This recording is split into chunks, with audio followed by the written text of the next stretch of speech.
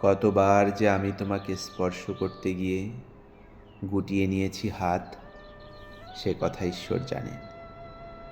তোমাকে ভালোবাসার কথা বলতে গিয়েও কতবার যে আমি সে কথা বলিনি, সে কথা আমার ঈশ্বর জানে। তোমার হাতের মৃদু কড়া নাড়ার শব্দ শুনে জেগে উঠবার জন্য দরজার সঙ্গে চুম্বকের মতো আমি গেঁথে রেখেছিলাম আমার কর্ণযুগল।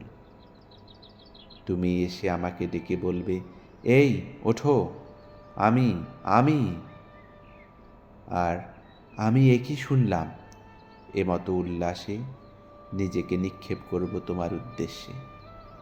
কতবার যে এরকম একটি দৃশ্যের কথা আমি মনে মনে কল্পনা করেছি, সে কথা আমার ঈশ্বর জানে।